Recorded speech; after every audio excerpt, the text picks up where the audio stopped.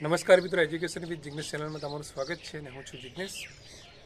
મિત્રો, ગુજરાતમાં સ્થાનિક સ્વરાજ્યની ચૂંટણીને લઈને થોડાક સમય પહેલાં આદર્શ આચારસંહિતા લાગુ કરવામાં આવી છે અને આ આદર્શ આચારસંહિતાના કારણે જે શિક્ષકોની ભરતી જે છે, ધોરણ 1 થી 12 શિક્ષકોની ભરતી, જૂના શિક્ષકોની ભરતી અને આચાર્ય શિક્ષકોની ભરતી, આ ભરતી ઉપર ક્યાંક ને ક્યાંક લગામ લાગી ગઈ છે.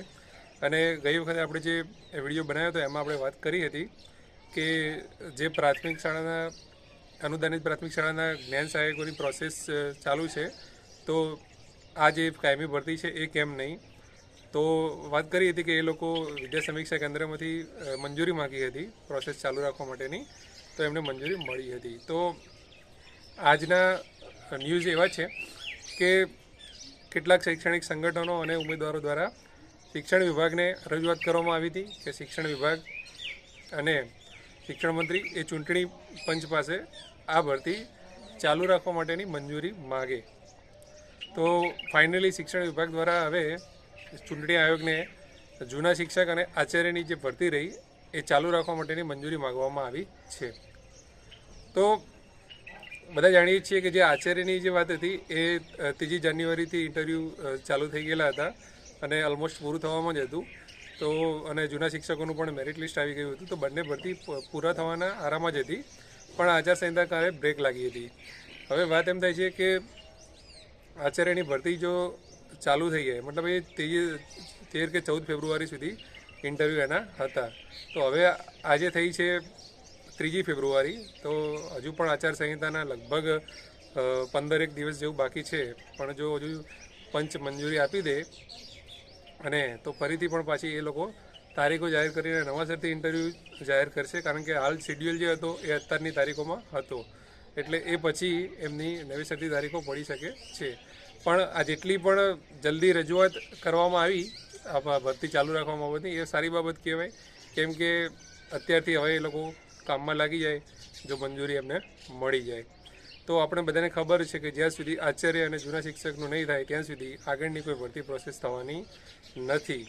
અને હાલની જે ગતિ શિક્ષણ વિભાગે પકડી છે ભરતી કરવાની, એ ખૂબ જ સ્લો છે. હાલમાં કોઈ મૂવમેન્ટ દેખાતી નથી. ઘણીવાર ઉમેદવારો રજૂઆત કરવા જતા હોય છે પણ એમને કોઈ સંતોષકારક જવાબ મળતો નથી. તો જે કંઈ પણ રજૂઆતો હોય એ આપણે વિભાગમાં તો પહોંચાડીએ છીએ, પણ એ વિભાગમાં હજુ એ ખબર નથી પડતી કે જે શિક્ષણ મંત્રી હોય કે બીજા કોઈ મંત્રી હોય એમને રજૂઆત કરો તો એ અધિકારીઓ ઉપર ઠેલે છે, અને અધિકારીઓને રજૂઆત કરો તો એમ કહે છે કે ભાઈ અમને તો ઉપરથી ઓર્ડર આવે ત્યારે અમે કરીશું. તો જે ભરતી પ્રક્રિયા હવે ચાલુ થશે કે કેમ, શું છે, તમને શું લાગી રહ્યું છે, તમે શું કહેવા માગો છો, ચોક્કસથી તમે કોમેન્ટ બોક્સમાં જણાવો. તમે જે કોમેન્ટ બોક્સમાં અમુક લોકો એવી ચર્ચા કરતા હોય છે કે કોઈ અપડેટ નથી છતાં પણ કેમ તમે વિડીયો બનાવો છો, આ નથી. તો એક વાત સ્પષ્ટ કરી દઉં કે આપણા જે કોઈ પણ વિડીયો મારી ચેનલમાં હશે તમે જોઈ શકો છો કે મેં થંબનેલમાં જે વસ્તુ વાત કરેલી હશે એ જ વસ્તુ મેં વિડીયોમાં કીધેલી હશે. તો કોઈ ખોટા પ્રોમિસ કરેલા હોતા નથી, અને જે કંઈ પણ અપડેટ આવે છે એ જ અપડેટ આપણે કહીએ છીએ, કોઈ વધારાની વાત કરતા નથી. તો એ થોડું જોઈ લેવું. જે લોકો અમુક જોયા વગર પણ કોમેન્ટ કરતા હોય છે વિડીયોમાં, તો તમને શું કહેવા માગો છો, તમને શું લાગે છે આ ભરતી ક્યારે ચાલુ થશે, શું થશે, ક્યાં સુધીમાં પૂરી થશે, તમને જે લાગતું હોય, કારણ કે આની અંદર ઘણા અનુભવી લોકો પણ વિડીયો જોતા હોય છે. તો તમે પોતાની કોમેન્ટ બોક્સમાં જરૂર કરજો, તો જેથી ઘણા બધા લોકો આપણો વિડીયો જુએ છે તો એ વાંચીને એમને પણ થોડી ઘણી આઈડિયા આવી શકે કે ખબર પડી શકે.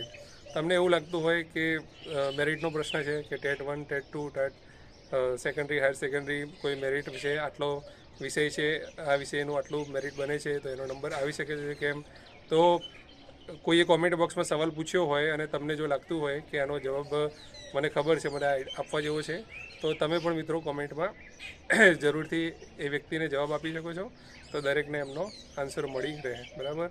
બીજી કોઈ અપડેટ આવશે તો ફરીથી આપણે મળીશું. ત્યાં સુધી એજ્યુકેશન વિથ જિગ્નેશ ચેનલને સબસ્ક્રાઈબ કરી લેજો. અને ખાસ મિત્રો કે કોમેન્ટ બોક્સમાં મેં વોટ્સઅપ ગ્રુપની લિંક પિન કરેલી છે, તો તમે જો જોડાયેલા ના હોય ને તો વોટ્સઅપ ગ્રુપમાં જોડાઈ જજો. ત્યાં ઘણા બધા લોકો છે, ઘણી ચર્ચાઓ થાય છે, તમને ચોક્કસથી ફાયદો થશે. ત્યાં સુધી જય હિન્દ, જય ભારત.